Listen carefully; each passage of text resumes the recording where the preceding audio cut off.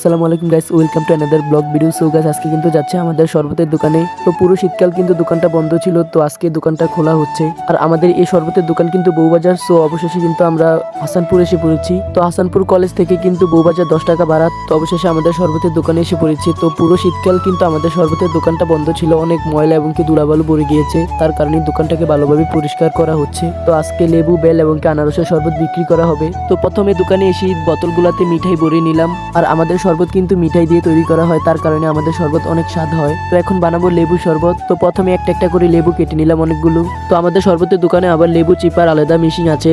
এই মেশিনটা আপনার এসেন্স দিয়ে তৈরি করা হয়েছে। তো লেবুর রস আর বিট লবণ দিয়ে দিলাম মগে। তারপরে মিঠাই আর পানি আর বরফ দিয়ে মিক্সচার করে নিলাম। লেবুর শরবত হয়ে গেছে। তো এখন তৈরি করব বেলের শরবত। তো প্রথমে বরফ গুঁড়ো করে নিচ্ছি ভালোভাবে। তো এখানে দিয়েছে কলা, বেল এবং কি দুধি, তারপরে বরফ দিয়ে ভালোভাবে মিক্সচার করে নিল ব্লেন্ডার দিয়ে। তো আমাদের শরবতের দোকানে সবাইকে দাওয়াত রইল, এবং কি আমাদের এই ভিডিও দেখে যারা শরবত খেতে যাবে তাদের জন্য শরবত ফ্রি। আর আমাদের এই স্থান হচ্ছে দাউদকান্দি, দৌলতপুর, বউবাজার। তো সবাইকে শরবতের দাওয়াত রইল। তো অবশেষে কিন্তু আমাদের বেলের শরবত তৈরি হয়ে গিয়েছে। তো আমাদের শরবতের প্রাইস কিন্তু প্রতি কাপ 20 টাকা গ্লাস। তো আমাদের এই শরবতের দোকানে কিন্তু আনারসের শরবত এবং কি লাচ্ছিও পাওয়া যায়। শুধু ফ্রিতে শরবত আপনি খেলে হবে না, ভিডিওটাকে ভালোভাবে সবার কাছে পৌঁছে দিবেন, শেয়ার করে যেন সবাই শরবত ফ্রিতে খেতে পারে। সো আজকের ভিডিও এখানে শেষ করছে। আমাদের এমন ইন্টারেস্টিং ব্লগ ভিডিও দেখতে আমাদের পেজটাকে ফলো করে রাখবেন এবং কি লাইক এবং কমেন্ট করে যাবেন। আসসালামু আলাইকুম।